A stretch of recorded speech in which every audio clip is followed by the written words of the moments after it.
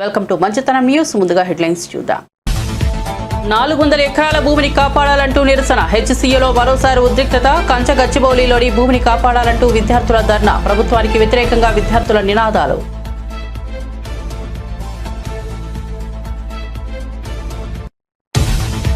బాపట్ల జిల్లాలో చంద్రబాబు పర్యటన. పర్చూరు నియోజకవర్గం కొత్తగొల్లపాలెం గ్రామంలో పింఛన్ల పంపిణీ. ఇంటింటికి తిరిగి పింఛన్లు ఇచ్చిన సీఎం.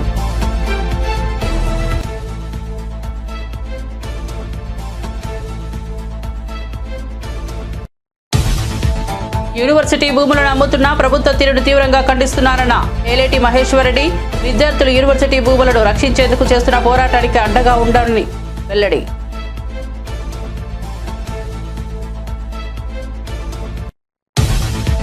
P4 అనేది కేవలం ప్రజల దృష్టి మరల్చేందుకు తెరపైకి తీసుకొచ్చిన డ్రామా మాత్రమేనన్న మాజీ మంత్రి చెల్లుబోయిన వేణుగోపాలకృష్ణ. చంద్రబాబు మాటలు మోసం అన్న విషయం ప్రజలకు ఇప్పటికే అర్థమైపోయిందని వెల్లడి.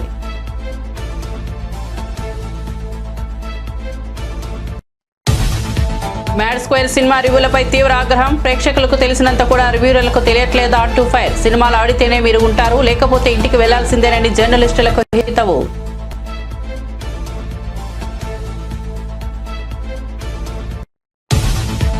అంతరిక్షం నుంచి ఇండియా అద్భుతంగా కనిపించిందన్న సునీత విలియమ్స్. హిమాలయాలు అద్భుతంగా కనిపించాయన్న సునీత. త్వరలోనే ఇండియాకు వెళ్లాలనుకుంటున్నానని వెల్లడి. తనలో భారత్ మూలాలు ఉండటం గర్వంగా ఉందని వ్యాఖ్య.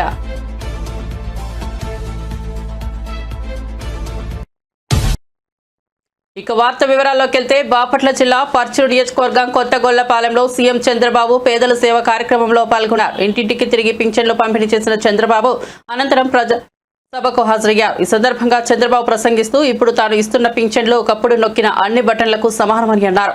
పింఛన్ల రూపంలో నెలకు 2,722 కోట్లు పంపిణీ చేస్తున్నామని వెల్లడించారు. ఏడాదికి 33,100 కోట్లు ఖర్చవుతోందని తెలిపారు. గతంలో ఒక నెల పింఛన్ తీసుకోకపోతే ఆ డబ్బే వచ్చే పరిస్థితి లేదని, కానీ నేను ఒక నెల పింఛన్ తీసుకోకపోతే 2వ లేదా 3వ నెల తీసుకునే అవకాశం ఇచ్చానని వివరించారు. 2 నెలల పింఛన్ తీసుకుని వారు 93,300 మంది ఉన్నారని వెల్లడించారు.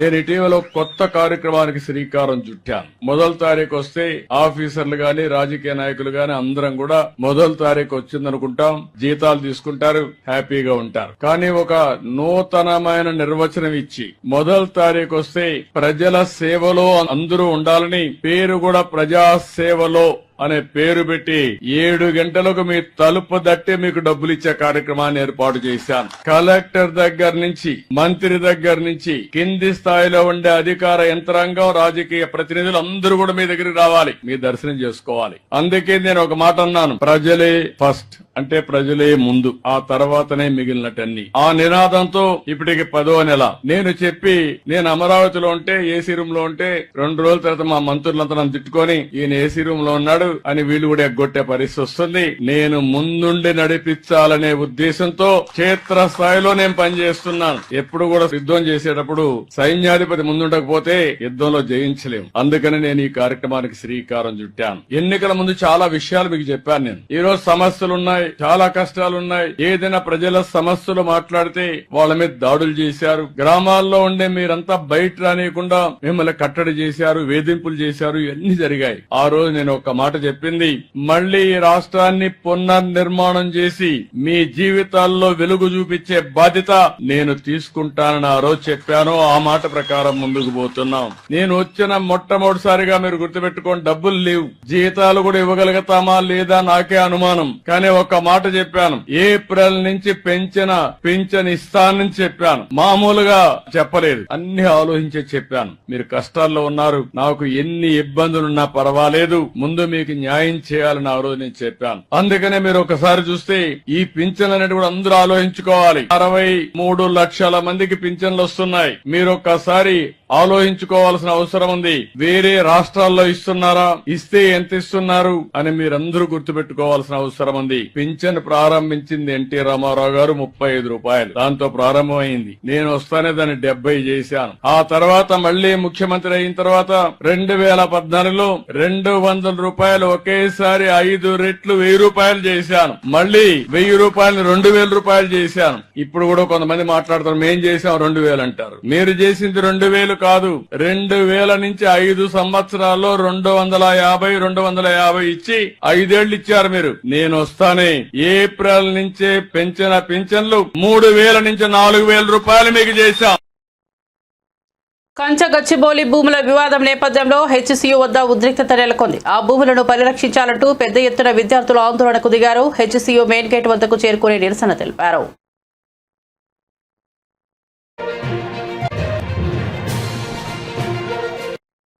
రెండు 2024లో వచ్చిన ప్రజా తీర్పు స్వేచ్ఛ స్వాతంత్రానికి ప్రతిబింబమని మంత్రి నారా లోకేష్ అన్నారు. ఈ తీర్పు నేపథ్యంలో ప్రజల నమ్మకాన్ని నిలబెట్టుకోవాలని సంకల్పంతో సంక్షేమం అభివృద్ధి పరంగా కసిగా పనిచేస్తున్నామని తెలిపారు. ప్రజల ఆశయాలను గౌరవిస్తూ వాగ్దానాల అమలే తమ ప్రభుత్వ లక్ష్యమని స్పష్టం చేశారు. ప్రజలు ఇచ్చిన తీర్పుకు న్యాయం కోసం ప్రతి ఒక్క రంగంలో వేగంగా ముందుకు సాగుతున్నామని లోకేష్ వ్యాఖ్యానించారు. ఇచ్చిన హామీ నిలబెట్టుకుంటూ ఇంకో పక్కన అభివృద్ధి ముందలు తీసుకెళ్తున్నాం. ప్రజలందరూ ఒక్కసారి గుండె పైన చేయి పెట్టుకుని ఆలోచించండి. ఇదే రోడ్ లో నేను నడిచా, స్కేల్ పెట్టి కొలతలు కొలిసా ఎంత లోతు గుంతుందని. నేను ఎక్కడ నడవాలంటే కార్యకర్తలు పక్కన పెట్టుకుని సరదాగా చేసి మాట్లాడుతూ నడిచేవాడు. కానీ మన ప్రాంతానికి వచ్చి గల గుంటలు చూసి ఆగ్రహం ఇప్పుడు మాట్లాడదు, ఏ గుంతలు ఎప్పుడు పడతామో తెలియని పరిస్థితి. కానీ అదే ఎన్డీఏ ప్రభుత్వం అధికారంలోకి వచ్చిన వెంటనే రిపేర్లకి డబ్బులు విడుదల చేసి పెద్ద ఎత్తున రోడ్లు రిపేర్ చేస్తాం జరిగింది. ఇంతేకాదు ఆనాడు నేను హామీ ఇచ్చా, ఎన్డీఏ ప్రభుత్వం అధికారంలోకి వచ్చిన వెంటనే ఈ రోడ్డు విస్తరణ కూడా చేస్తాం, 4 లేన్ రోడ్ వేస్తామని ఆనాడు చెప్తాం జరిగింది. ఇంకా మీ ఎమ్మెల్యే గారు కూడా వదిలిపెట్టాడబ్బా, వెంటాడాడు. ఒక పక్కన ఉప ముఖ్యమంత్రి గారు పవన్ అన్నతో పోరాడారు, ఇంకో పక్కన శాసనసభకు వస్తే చాలు అన్న యువగల మామి కొంచెం మీదే బాధ్యత కదా అన్నాడు. ఆయన ప్రోత్సాహంతో ఈ రోజు మనం ఈ ప్రాజెక్ట్ ముందలు తీసుకెళ్తున్నాం. 4 లేన్ రోడ్ చేసినప్పుడు ఇక్కడంతా కొంతమందికి అంటే ఇక్కడున్న షాపులు గాని ఇల్లు ఉన్న వాళ్ళు కొంచెం ఇబ్బంది ఉందని నాకు తెలియజేస్తాం జరిగింది. ఇక్కడ గౌరవ కలెక్టర్ గారు ఉన్నారు, ఇంకా కొల్లు రవీంద్ర గారు ఇన్ఛార్జ్ మంత్రి గారు ఉన్నారు. వాళ్ళందరికి చెప్పాను, బాధ్యులతో ఒకసారి కూర్చుని ఆమోదమైన పరిష్కారం ఎత్తుకోమని వాళ్ళు కోరటం జరిగింది. త్వరలో మీతో మీటింగ్ పెడతారు. ఆమోదమైన పరిష్కారం వచ్చిన తర్వాతనే పని ప్రారంభిస్తాం. కానీ మిమ్మల్ని అందరూ కోరుతున్నా, సహకరించండి. అభివృద్ధి కార్యక్రమాలు మళ్ళీ రావు, వచ్చినప్పుడు పుచ్చుకోవాలి. ఎందుకంటే మన ప్రాంతం అద్భుతంగా అభివృద్ధి చెందబోతుంది. ఎవ్వరు ఊహించిన విధంగా భారతదేశంలోని అతి పెద్ద స్టీల్ ప్లాంట్ మన ప్రాంతానికి వస్తుంది. ఎన్టీపీసీ గ్రీన్ ప్రాజెక్ట్ వస్తుంది, పెద్ద ఎత్తున బల్క్ డ్రగ్ పార్క్ కూడా వస్తుంది. అవన్నీ వస్తే ఇంక రోడ్లు సరిపోవబ్బా. అందుకే రోడ్లు అభివృద్ధి చేయాలా, అవసరం అయితే 2-3 దగ్గర ఫ్లైఓవర్ వేసుకోవాలా. అప్పుడే పెద్ద ఎత్తున నిరుద్యోగ యువకులకి ఉద్యోగాలు కల్పించచ్చని ఇక్కడున్న ప్రజలందరూ. P4 అనేది కేవలం ప్రజల దృష్టి మరల్చేందుకు తెరపైకి తీసుకొచ్చిన డ్రామా మాత్రమేనని మాజీ మంత్రి చెల్లుబోయిన వేణుగోపాలకృష్ణ తీవ్రంగా విమర్శించారు. చంద్రబాబు మాటలు మోసమన్న విషయం ప్రజలకు ఇప్పటికే అర్థమైపోయిందని, అందుకే ఆయన సభలోంచి ప్రజలు వెళ్లిపోయారని అన్నారు. ఒక్క పూటకే ఆలోచిస్తున్నారన్నావు, కానీ నువ్వు గత ఉగాది నుంచి ఈ ఉగాది వరకు చేసినదంతా మోసమే కదా చంద్రబాబు, ఇప్పుడు నీ మాటలు ఎవరు వింటారు అంటూ వ్యాఖ్యలు దాడి చేశారు. చంద్రబాబు P4 పేరుతో మళ్లీ మాయమాటలతో ప్రజలను మోసం చేయాలని చూస్తున్నారని తీవ్రంగా మండిపడ్డారు. ఆ పూటకే ఆలోచిస్తారు బీసీలు అనేటువంటి మాట చాలా తీవ్రంగా పరిగణించాల్సినటువంటిది. బీసీలను దగా చేసినటువంటి పార్టీ, బీసీలను మోసగించినటువంటి పార్టీ, బీసీలు మా వెన్నెముకని చెప్పి బీసీలను కేవలం కుల వృత్తులకే పరిమితం చెయ్యాలనుకున్నటువంటి పార్టీ, ఆ కుల వృత్తులు అంతరించిపోతున్న ప్రత్యామ్నాయ జీవనాన్ని అందించినటువంటి పార్టీ తెలుగుదేశం పార్టీ. జగన్మోహన్ రెడ్డి గారు 5 సంవత్సరాల పరిపాలనా కాలంలో బీసీ కుటుంబాల్లో చేయూత, చేదోడు, తోడు, నేతన్న నేస్తం, మత్స్యకార భరోసా, దానితో పాటుగా వారికి కావలసినటువంటి పిల్లల చదువులకు సంబంధించిన అమ్మఒడి కానీ, విద్యా దీవెన కానీ, వసతి దీవెన కానీ, విదేశీ విద్య కానీ ఇవన్నీ అందించినటువంటిది. అన్నిటికంటే 33 లక్షల ఇళ్ల పట్టాలు ఇచ్చినటువంటి తీరు. 33 లక్షల ఇళ్ల పట్టాలు, ప్రతి వ్యక్తి కూడా తనకు ఒక గూడు కావాలని కోరుకుంటాడు. ఆ గూడుని అందించడానికి ఆయన చేసిన ప్రయత్నం అది కదా బీసీల ఆత్మగౌరవ రక్షణ అంటే. బీసీల ఆత్మగౌరవ రక్షణ అంటే ఏ రోజు ఏ బీసీ నాయకుడు, ఏ బీసీ వ్యక్తి ఈ పథకాలు పొందడానికి ఏ నాయకుడి దగ్గరికి వెళ్లి చేయలేదు, ఆత్మగౌరవాన్ని తగ్గించుకోలేదు. ఈ ప్రభుత్వం నాది, జగనన్న నావాడు, జగనన్న నా కోసం చేస్తాడని నమ్మారు. జగనన్న చేశాడు. కానీ నిజాన్ని ఒక అబద్ధం 6 రూపాల్లో చేసిన జగన్మోహన్ రెడ్డి గారి పాలన పైన విషం జిమ్మి రోజు అసత్యాలు ప్రచారం చేసి ఒకరికి 6 సాక్షులై ఒక వ్యక్తి అబద్ధం చెప్తుంటే దానికి సాక్షులుగా 4 పత్రికలు, 4 టీవీ ఛానళ్లు, ఇంకొక 2 రాజకీయ నాయకులు, ప్రముఖులు వచ్చి పేదవాడి వెన్ను విరిచారు, పేదవాడి నడ్డి విరిచారు, పేదవాడు నిలబడి నడవాలనేటువంటి ఆ తీవ్ర కాంక్ష నుంచి పేదవాడిని దగా చేశారు అనేటువంటిది స్పష్టమైన అంశంగా P4 అనేటువంటిది కేవలం డైవర్షన్ పాలిటిక్స్ మాత్రమే. దానికి ఇంకొక పేరు పెట్టారు నాయుడు గారు. మీ గురువు గారిని తలుచుకుని మార్గదర్శి, బంగారు కుటుంబం. నాకు నవ్వు వచ్చింది. మార్గదర్శి బంగారు కుటుంబం అని పేరు పెట్టారు. రాహుల్ గాంధీ గతంలో 2 మార్లు సెంట్రల్ యూనివర్సిటీకి వచ్చి విద్యార్థులకు మద్దతుగా నిలిచారని గుర్తు చేస్తూ ఇప్పుడు అక్కడ విద్యార్థులపై అరాచకాలు జరుగుతున్నా, పర్యావరణంపై అక్రమాలు జరుగుతున్నా ఆయన మౌనంగా ఉండటంపై బీఆర్ఎస్ వర్కింగ్ ప్రెసిడెంట్ కేటీఆర్ ఘాటు ప్రశ్నలు చేశారు. కృష్ణన్ పిల్లల భవిష్యత్తును కాంగ్రెస్ ప్రభుత్వం పరంగా పెడుతుంటే రాహుల్ ఎందుకు స్పందించడం లేదని ప్రశ్నించారు. ప్రజాపాలన అంటూ అధికారంలోకి వచ్చిన కాంగ్రెస్ ప్రభుత్వానికి నిజమైన ప్రజాస్వామ్య స్ఫూర్తి ఉండాల్సిన అవసరం లేదా అని నిలదీశారు. అక్రమ భూముల కబ్జాలకు వ్యతిరేకంగా విద్యార్థులు నిలబడితే వారిపై దాడులు జరగడం అనాగరికమని తీవ్రంగా విమర్శించారు. గాంధీ గారు ఇవాళ జాతీయ స్థాయిలో ప్రతిపక్ష నాయకుడు. వారిని కూడా నేను అడుగుతా ఉన్నా. హైకోర్టులో ఆల్రెడీ పిల్లు పడ్డది. ఒక NGO వాళ్ళు వేసినారు, ఇది పర్యావరణ సమతుల్యత దెబ్బతీస్తుంది అని. ఆ పిల్లు రాకముందే ఈ ప్రభుత్వం ఇంత ఆగమాగం చేస్తుంటే, పిల్లలు ఇష్టం వచ్చినట్టు కొడుతుంటే, గతంలో ఇదే రాహుల్ గాంధీ గారు హైదరాబాద్ సెంట్రల్ యూనివర్సిటీకి ఆనాడు 2 సార్లు వచ్చినారు ఒకటే నెలలో. రోహిత్ వేములా గారు చనిపోయినప్పుడు 2 సార్లు వచ్చినారు ఒకటే నెలలో. కానీ ఇటువైపు కనీసం తిరిగి కూడా చూడట్లేదు. కనీసం ఒక మాట కూడా ముఖ్యమంత్రి గారికి చెప్పాలన్న ఆలోచన కూడా రాహుల్ గాంధీ గారికి వస్తలేదు. ఇదే రాహుల్ గాంధీ గారు బొంబాయి మహానగరంలో ఆర్ఏ ఫారెస్ట్ లో 800 ఎకరాల్లో 2500 చెట్లు కొట్టేస్తారంట. అంటే అక్కడ మెట్రో నిర్మాణం కోసం అక్కడ ఒకటి షెడ్ కడతారంట. అంటే ఇదే రాహుల్ గాంధీ గారు హడావుడి చేసినారు. అయ్యో ముంబైలో లంగ్ స్పేస్ లేకుండా పోతుంది, ముంబైలో పర్యావరణ సమతుల్యత దెబ్బతింటుంది, ఇన్ని 100 ఎకరాలు పోతే ఎట్లా కాంక్రీట్ జంగల్ గా ముంబై మారిపోయింది అన్నారు. మరి ఇవాళ హైదరాబాద్, పశ్చిమ హైదరాబాద్ ఏమైపోయినా పర్వాలేదా? కేవలం మీ కాంగ్రెస్ ప్రభుత్వానికి డబ్బులు రావడానికి, వేల కోట్ల రూపాయలు సంపాదించుకోవడానికి, పిల్లల భవిష్యత్తు, హైదరాబాద్ భవిష్యత్తు నాశనమైనా పర్వాలేదా? ఉన్న కొద్ది లంగ్ స్పేసెస్ ని ఇష్టం వచ్చినట్టు అమ్ముతారా? ఇది మీకు సమ్మతమైన రాహుల్ గాంధీ గారు? ఒక ఆర్ఏ ఫారెస్టే కాదు, ఇదే రాహుల్ గాంధీ గారు ఛత్తీస్గఢ్ లో హస్దియో అనే ఫారెస్ట్ ఉంది, HASDEO. ఆ ఫారెస్ట్ ని అక్కడున్న బీజేపీ ప్రభుత్వం అక్కడ మైనింగ్ కి అవకాశం ఇస్తే ఇదే రాహుల్ గాంధీ గారు గొంతు చించుకున్నారు. పర్యావరణం దెబ్బతింటుంది, అర్జెంటుగా కాపాడాలా, దీన్ని రద్దు చేయాలా అని మాట్లాడినారు. మళ్ళీ ఇవాళ కాంగ్రెస్ పార్టీ గొంతు ఎందుకు పెగలట్లేదు? నేను ఈ పిల్లలందరికీ ఒక మాట ఇచ్చాను. ఖచ్చితంగా మా పార్లమెంట్ సభ్యులు 4వ తారీఖు దాకా ఏదైతే పార్లమెంట్ సమావేశాలు జరుగుతూ ఉన్నాయో, రాజ్యసభలో మా పార్లమెంట్ సభ్యులు ఈ అంశాన్ని ఖచ్చితంగా లేవనెత్తుతాం. ఖచ్చితంగా వారిని మరి అడుగుతాం, కేంద్ర ప్రభుత్వాన్ని కూడా అడుగుతాం, మీ స్టాండ్ ఏంది అని. ధర్మేంద్ర ప్రధాన్ గారిని అడుగుతాం, మీరు ఎందుకు జోక్యం చేసుకోవట్లేదని, కేంద్రం ఎందుకు పట్టించుకోవట్లేదని అడుగుతాం. కానీ ఇవాళ వాస్తవం ఏంది అంటే, రేవంత్ రెడ్డి గారు ఎలక్షన్ ముందే చెప్పారు, రియల్ ఎస్టేట్ అంటే రేవంత్ రెడ్డి, రేవంత్ రెడ్డి అంటే రియల్ ఎస్టేట్ అని. ఫస్ట్ లో మనమే అప్పుడు జాగ్రత్త పడి ఉండాలి. ఎలక్షన్లు అయిపోయిన కొత్తలో, ఎలక్షన్ కంటే ముందో ఆ రోజు వచ్చిండు, అక్కడ ఫుట్బాల్ ఆడిండు హెచ్సియూకి వచ్చిండు, ఫుట్బాల్ ఆడిండు. అప్పుడే కన్ను పడ్డది భూముల మీద.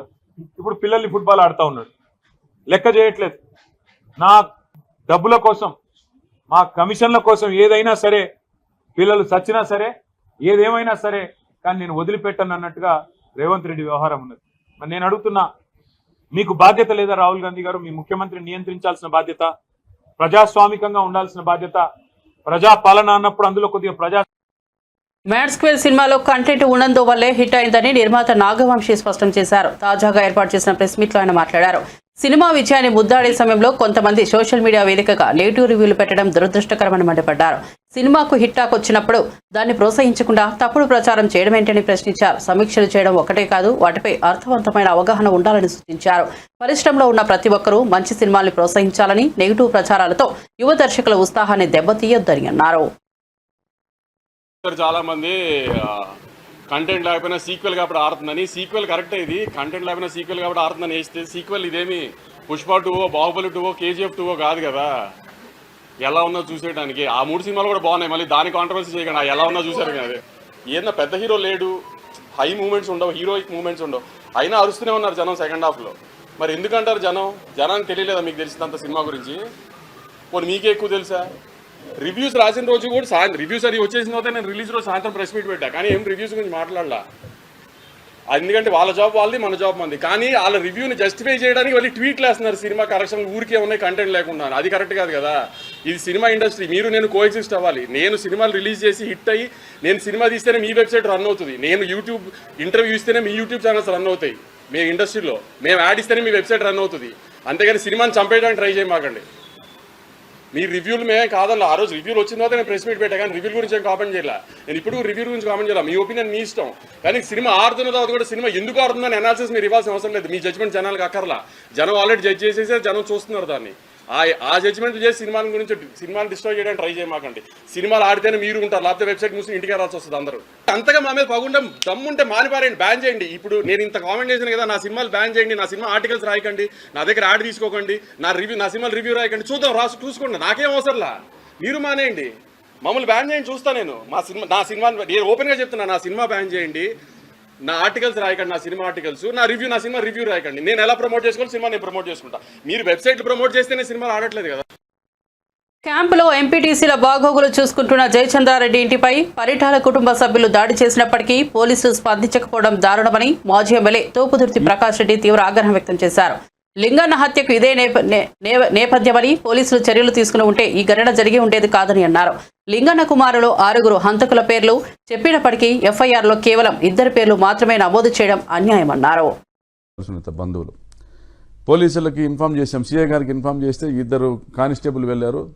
పరిటాల సునీత బంధువుల చేతులు బూతులు, వాళ్ళ నోటెంబడి బూతులేవో తప్ప వేరే రావు, వాళ్ళ చేత బూతులు తిట్టించుకొని వచ్చారు. 28వ తేదీ కూడా మళ్ళీ అదే రిపీట్ అయింది. మరి 2 రోజులు దాడులు జరిగినాయి, రాళ్లతో దాడులు జరిగినాయి, కట్టెలతో కొట్టినారు. పోలీసులు యాక్షన్ తీసుకోలేదే. మరి సుధాకర్ యాదవ్ బాధ్యత కాదా? ఆ రోజు వారి మీద కేసులు పెట్టింటే ఇదే ఆదర్శ్ మీద, ఇదే నవకాంత్ మీద, ఇదే నరసింహుల మీద, ఆ రోజు ఇదే రమేష్ మీద ఆ రోజు కేసు కట్టింటే, వాళ్ళని తీసుకొచ్చి స్టేషన్లో పెట్టింటే 30వ తేదీ మర్డర్ జరిగేదా? లింగన్న మర్డర్ జరిగేదా? మరి ఎవరు బాధ్యత? ఇది పోలీస్ స్పాన్సర్డ్ మర్డర్ కాదా?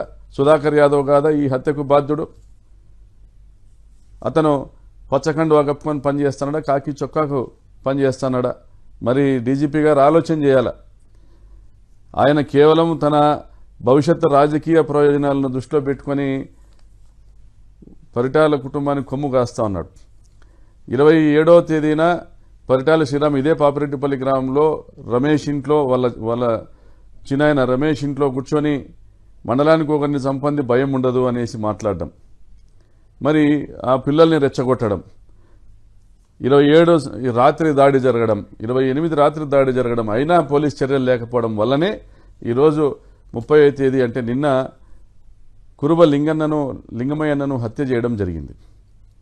మరి హత్య జరిగింది, హంతకుల పేర్లు వారి కుమారులు సంఘటనా స్థలంలో ఉండి దెబ్బలు తిన్న వారి కుమారులు చెప్తా ఉన్నారు. పోలీసులు తమకు కావలసిన విధంగా ఎఫ్ఐఆర్ రాసుకొని లింగమయ్య అన్న భార్యతో సంతకం పెట్టించుకొని ఇద్దరి పేర్లే నమోదు చేస్తూ ఉన్నారు. ఎందుకు ఇది? మరి 5-6 మంది పాల్గొన్నారని ఆ సంఘటనలో గాయపడ్డ శ్రీనివాసులు లింగమయ్య అన్న కొడుకు మాట్లాడుతూ ఉంటే, నిన్న నేను ఆసుపత్రికి వెళ్ళి పరామర్శించడానికి వెళ్ళినా కూడా ఆయన పేర్లు చెప్తా ఉన్నాడు.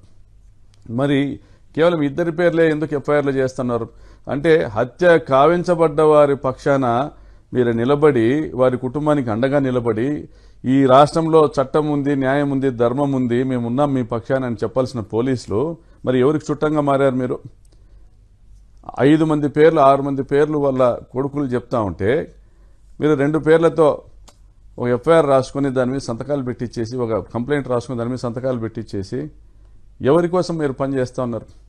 మరి ఇంట్లో మనిషిని కోల్పోయినా మాకు న్యాయం జరగడం లేదు, మా నాయన్ని చంపిన వాళ్ళ పేర్లు వాళ్ళపైన కేసు నమోదు చేయడం లేదు అని ఆ చిన్న పిల్లోళ్ళు 24-25 ఏళ్ళ పిల్లలు వాళ్ళ కొడుకుల మనసులో ఎంత గాయమవుతుంది, ఈ సమాజం పట్ల ఎంత ద్వేషం అనేది వాళ్ళు పెంచుకుంటారు, ఈ వ్యవస్థల పట్ల ఎంత ద్వేషం పెంచుకుంటారు. పోలీస్ వ్యవస్థ నమ్ముతారా? మరి ఇంత దుర్మార్గంగా ఈ వ్యవస్థ ఉంటే మరి మీడియా ఏం చేస్తోంది? వక్రీకరించి మాట్లాడుతూ ఉన్నారు. మరి నేను లింగమయ్య అన్న చావు బతుకుల్లో ఉన్నాడు, మా మీద కేసులు పెట్టినారు, 132 నాన్ అవైలబుల్ సెక్షన్ ఉంది. యూనివర్సిటీ భూములను అమ్ముతూ పాలనను రియల్ ఎస్టేట్ దందాకు మారుపేరుగా మార్చిన రేవంత్ రెడ్డి ప్రభుత్వ తీరును తీవ్రంగా ఖండిస్తున్నామని తెలంగాణ బీజేపీ శాసనసభాపక్ష నేత ఏలేటి మహేశ్వరరెడ్డి అన్నారు. విద్యార్థులు యూనివర్సిటీ భూములను రక్షించేందుకు చేస్తున్న పోరాటానికి అండగా నిలుస్తున్న బీజేపీ ఎమ్మెల్యేలను అక్రమంగా అరెస్టు చేయడం కాంగ్రెస్ ప్రభుత్వ అరాచక ధోరణికి నిదర్శనమన్నారు. విద్యా భవిష్యత్తును పణంగా పెట్టే ప్రభుత్వం ప్రజాస్వామ్యాన్ని అపహాసం చేస్తోందని విమర్శించారు. కేవలం పోలీసుల నిర్బంధంలో ఈ రాష్ట్ర ప్రభుత్వం కొనసాగుతుందంటే ఇంతకన్నా దౌర్భాగ్య పరిస్థితి ఇంకొకటి లేదు. ఈరోజు భారతీయ జనతా పార్టీ ఎమ్మెల్యేలు సెంట్రల్ యూనివర్సిటీని విజిట్ చేద్దామని స్వచ్ఛందంగా ప్రజాస్వామ్య పద్ధతిలో సందర్శించడానికి వెళ్తూ ఉంటే ఎక్కడికక్కడ మా ఎమ్మెల్యేలు నిర్బంధించి మా ఎమ్మెల్యేలను హౌస్ అరెస్ట్ చేసి నన్ను కూడా ఈరోజు ఇంట్లో హౌస్ అరెస్ట్ చేసి బయటకు వెళ్ళనీయకుండా అరెస్ట్ చేయడం ఇది శోచనీయం. ఎంతకాలం ఈ రకంగా మీరు అదుపు చేస్తారు? ఎంతకాలం మమ్మల్ని ఆపుతారని చెప్పి నేను ప్రశ్నిస్తున్నా. ఖచ్చితంగా వెళ్తాం. సెంట్రల్ యూనివర్సిటీ భూములు అమ్మకుండా ఆ విద్యార్థులకు అండగా నిలబడతాం. సెంట్రల్ యూనివర్సిటీయే కాదు, ఈ తెలంగాణ రాష్ట్రంలో ఉన్న ప్రతి యూనివర్సిటీని సందర్శిస్తాం. ఈరోజు సెంట్రల్ యూనివర్సిటీకి పట్టిన గతి రేపు అన్ని యూనివర్సిటీలకు పట్టబోతుంది. ఈరోజు సెంట్రల్ యూనివర్సిటీ భూములు అమ్ముతారు, రేపు ఉస్మానియా యూనివర్సిటీ భూములు అమ్ముతారు, కాకతీయ భూములు అమ్ముతారు, అంబేద్కర్ యూనివర్సిటీ భూములు అమ్ముతారు. రేపు ఈ రాష్ట్రంలో తెలంగాణ యూనివర్సిటీ భూములతో పాటు ఈ రాష్ట్రంలో ఎక్కడ భూములు ఉంటే అక్కడ భూములు అమ్ముకొని తెగ నమ్ముకొని ఈ రాష్ట్రాన్ని మేము అరాచకమైన పాలన చేస్తామంటే ఎట్టి పరిస్థితుల్లో భారతీయ జనతా పార్టీ ఊరుకునే సమస్య లేదని చెప్పి నేను తెలియజేస్తా ఉన్నాను. ఈరోజు భారతీయ జనతా పార్టీ విద్యార్థుల పక్షాన విద్యార్థులకు అండగా ఉందామని అక్కడ సమస్యలు తెలుసుకోవడానికి మేము ఎమ్మెల్యేలను సందర్శించడానికి వెళ్తుంటే ఎక్కడికక్కడ అరెస్టు చేయడం ఇది చాలా బాధాకరం, శోచనీయం, ఇది అరాచకం అని చెప్పి నేను తెలియజేస్తా ఉన్నాను. అంతేకాదు నేను ఈరోజు భారతీయ జనతా పార్టీ పక్షాన మేమందరం అన్ని యూనివర్సిటీలు విజిట్ చేస్తాం, అందరు విద్యార్థులు చైతన్యవంతం చేస్తాం. ఇలాంటి భూముల వేలం చేయడం, భూముల అమ్మకం, యూనివర్సిటీ భూముల జోలికి వెళ్తే ఊరుకునే సమస్య లేదు.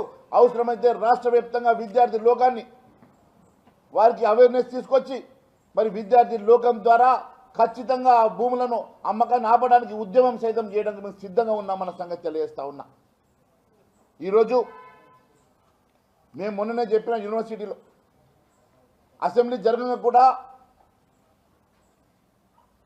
ఈ భూముల అంశం లోపల బీజేవైఎం చేస్తున్నటువంటి ధర్నాకు నేను మద్దతు ఇవ్వడానికి వెళ్తే నన్ను సైతం అసెంబ్లీ జరిగేటప్పుడు అరెస్ట్ చేశారు. ఈరోజు మళ్ళీ యూనివర్సిటీ వెళ్ళడానికి నేను ప్రయత్నిస్తే మళ్ళీ ఈరోజు నిర్బంధించి నన్ను హౌస్ అరెస్ట్ చేశారు. నేను ఒకటే అడుగుతా ఉన్నాను, ఎంతకాలం అరెస్టు చేస్తారు? ఎంతకాలం మమ్మల్ని ఆపుతారు? ఖచ్చితంగా రేపు రాబోయేది భారతీయ జనతా పార్టీ ప్రభుత్వం. ఎట్టి పరిస్థితుల్లో ఊరుకునే సమస్య లేదు. ఈ భూములు కొనడానికి ఏ వ్యాపారవేత్త కూడా ముందుకు రావద్దని మీ ద్వారా నేను అప్పీల్ చేస్తా ఉన్నాను.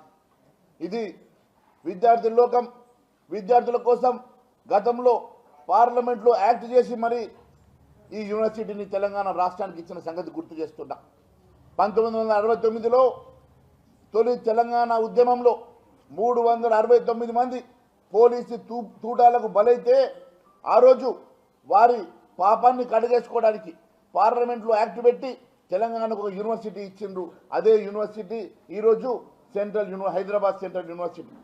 ఆ రోజు 1970లో ఇందిరాగాంధీ గారు వచ్చినప్పుడు ఇక్కడ 2300 ఎకరాల భూమి ఇది ఎన్టీఆర్ జిల్లా నందిగామలో పెన్షన్ సొమ్ముతో వెల్ఫేర్ అసిస్టెంట్ పరారైన ఘటన కలకలం రేపుతోంది. కంచికచర్ల పట్టణంలోని 3వ సచివాలయంలో పనిచేస్తున్న తోటా తరుణ్ అనే వెల్ఫేర్ అసిస్టెంట్ 7.5 లక్షల పెన్షన్ సొమ్ముతో పరారయ్యారు. ఉదయం పెన్షన్ పంపిణీ కోసం లాగిన్ అవ్వలేదని ఫోన్ చేసిన స్విచ్ ఆఫ్ రావడంతో అధికారులు అనుమానం చెందారు. తీరా తెలుసుకోవటే పెద్ద మొత్తం సొమ్ముతో తరుణ్ గల్లంతైనట్టు స్పష్టమైంది. ఎండీఓ పోలీసులకు ఫిర్యాదు చేశారు. గతంలో నెమలి ప్రాంతంలో కూడా తరుణ్ పెన్షన్ గోల్మాల్ వ్యవహారంలో సస్పెండ్ అయిన ఘటన ఉన్నట్టు సమాచారం. పోలీసులు విచారణ చేపట్టారు. కంచికిచర్ల 3 సచివాలయానికి సంబంధించి welfare assistant Thota Tarun Kumar welfare assistant మామూలుగా ఈరోజు 1వ తారీఖు పొద్దుటే ఉదయం 7 గంటలకి పెన్షన్ స్టార్ట్ చేయవలసి ఉంది. అతను ఇవ్వాల్సిన 100 పెన్షన్ల తాలూకు 4,58,000 రూపాయలు. ఉదయం 8:30 కూడా స్టార్ట్ చేయకపోయేటప్పటికి ఫోన్ ద్వారా సంప్రదించినప్పుడు స్విచ్ ఆఫ్ వచ్చింది. అప్పటి నుంచి కంటిన్యూగా ట్రై చేస్తున్నాము. ఆ తర్వాత అతని own village native village Gampalagudem Penugolan village అన్నారు. అక్కడికి కూడా గంపలగూడెం వాళ్ళ ద్వారా ట్రై చేసి అక్కడికి ఇంటికి కూడా మనిషిని పంపించినప్పుడు వాళ్ళ బ్రదర్ అలాగే ఫాదరు పొద్దుటే మార్నింగ్ ఉదయం తెల్లారుజామునే 5 గంటలకి ఇంటి దగ్గర నుంచి బయలుదేరారని చెప్పారు. అయితే ఇప్పటికీ కూడా రీచ్ కాలేదు. అతను ఇవ్వాల్సినటువంటి అంటే ఎన్నిసార్లు ట్రై చేసినప్పటికీ కూడా ఫోన్కి అందుబాటులో లేని కారణంగా మరి పెన్షన్ అందరికీ మిగిలిన వాళ్ళు ఎవరికి ఇబ్బంది కలగకుండా ఆ అమౌంట్ అలాగే ఒక వెటర్నరీ అసిస్టెంట్ కూడా 2,92,000 అంటే 29వ తారీఖు అమౌంట్ డ్రా చేసినప్పుడు ఆ వెటర్నరీ అసిస్టెంట్ తన సొంత కారణాలతోటి ఆ అమౌంట్ తీసుకోలేదు. 1వ తారీఖు తీసుకుంటానని చెప్తే 1వ తారీఖు ఇస్తానని చెప్పేసి అన్నారు. మొత్తం అమౌంట్ 7,50,000 రూపాయలు అతని దగ్గర ఉంది. ఫోన్కి అందుబాటులో లేదు. సో అతని కోసం ట్రై చేస్తున్నాము. అదే విషయం పై అధికారులకు కూడా తెలియజేస్తాము. అయితే పెన్షనర్స్ ఎటువంటి ఇబ్బంది పడకుండా ఉండటం కోసం ఆల్టర్నేటివ్గా అమౌంట్ అడ్జస్ట్ చేసి వాళ్ళందరికీ కూడా పంపిణీ అనేది స్టార్ట్ చేయడం జరిగింది. గతంలో అంటే మాకైతే ఇక్కడ జూలై 24లో జాయిన్ అయ్యాడు. గంపలగూడెం నుంచి ఇక్కడ జాయిన్ అయ్యాడు. నెమల్లో పెన్షన్ అమౌంట్ మిస్అప్రాపరేషన్ మీదే సస్పెండ్ అయ్యాడని చెప్పి తెలిసింది. అది కూడా ఎప్పుడైతే మాకు ఇక్కడ ఫోన్కి అందుబాటులో లేకుండా స్విచ్ ఆఫ్ చేస్తున్నాడో అప్పుడు అందుకు ప్రీవియస్ స్టేషన్లో అక్కడ వాళ్ళని సంప్రదించినప్పుడు వాళ్ళు ఈ విషయం తెలియజేశారు. సో కాబట్టి ప్రజెంట్ అయితే అప్పుడు ఇప్పటికీ కూడా అందుబాటులోకి రాలేదు. పెన్షనర్స్కి ఎటువంటి ఇబ్బంది లేకుండా తెలీదు. మేము ఇప్పుడు చేస్తున్నాం. ఇప్పుడు పోలీస్ కంప్లైంట్ ఆల్రెడీ ఎస్ఐ గారికి ఓరల్గా చెప్పాము. ఫోన్ నెంబర్ ఇచ్చి కొంచెం ట్రేస్ అవుట్ చేయమని చెప్పాము. అయితే లాస్ట్ కాల్ మధ్యలో సిగ్నల్స్ ఉన్నాయని చెప్పారు. వేరే ద్వారా ట్రాక్ చేసినప్పుడు అంతవరకే ఉంది. ఏదైనా అమౌంట్ ఒకటి అతని దగ్గర నుంచి రావాలి, అలాగే మనిషి కూడా మనకి దొరకాలి. ఈ లోపల ఆల్రెడీ పై అధికారులకి ఓరల్గా చెప్పాము. ముఖ్యంగా రిపోర్ట్ కూడా రెడీ చేస్తున్నాం. ముందు అమౌంట్ అడ్జస్ట్ చేసి వాళ్ళందరికీ చేసిన తర్వాత ఈ లోపల అంతరిక్షం నుంచి భారత్ ఏ విధంగా కనిపిస్తుందన్న ప్రశ్నకు అంతరిక్ష యాత్రికురాలు సునీత విలియమ్స్ ముచ్చటైతే సమాధానమిచ్చారు. అద్భుతంగా ఉంది అంటూ భారతదేశ ప్రకృతి దృశ్యం చూసి తాను ముగ్ధురయ్యారని తెలిపారు. హిమాలయాలను దాటి వెళ్తున్నప్పుడు మైమర్చిపోయారని ఆ అరుదైన దృశ్యాలను బీచ్ విల్మోర్ కెమెరాతో బంధించామని పేర్కొన్నారు. గుజరాత్, ముంబై ప్రాంతాల మీదుగా వెళ్లేటప్పుడు సముద్రంలో జాలర్ల పడవలు సిగ్నల్స్ లా కనిపించాయని చెప్పారు. భారత్ ప్రకృతి వైభవం అంతరిక్షం నుంచే ఆకట్టుకుందని ఆమె ఆనందం వ్యక్తం చేశారు. తాను త్వరలోనే భారతదేశంలో పర్యటించనున్నట్లు సునీత వెల్లడించారు. Every time we went over the Himalayas, and I'll tell you, Butch got some incredible pictures of the Himalayas. Just amazing. And you can see, like I've described it before, just like this ripple that happened, obviously when the plates collided, and then as it flows down into India, it's many, many colors. I think when you come from the east going into like Gujarat and Mumbai, the fishing fleet that's off the coast there gives you a little bit of a beacon that here we come. And then all throughout India, I think the impression I had was it was just like this network of lights from the bigger cities going down through the smaller cities. Just incredible to look at night as well as during the day, highlighted of course by the Himalayas, which is just incredible as a forefront going down into India. I hope, and I think for sure I'm going to be going back to my father's home country and visiting with people and getting excited about the first, or not the first, but the Indian astronauts who's going up on the Axiom mission coming up. Pretty awesome. They'll have a hometown hero there of their own that will be able to talk about how wonderful the International Space Station is from his perspective. But I hope I can meet up at some point in time and we can share our experiences with as many people in India as possible, because it's a great country, another wonderful democracy that's trying to put its foot in the space countries, and we'd love to be part of that and help them along. Do you plan to take your crew members on that trip with you? Absolutely. You might stick out a little bit. మరిన్ని updates కోసం చూస్తూనే ఉండండి మంచితనం news.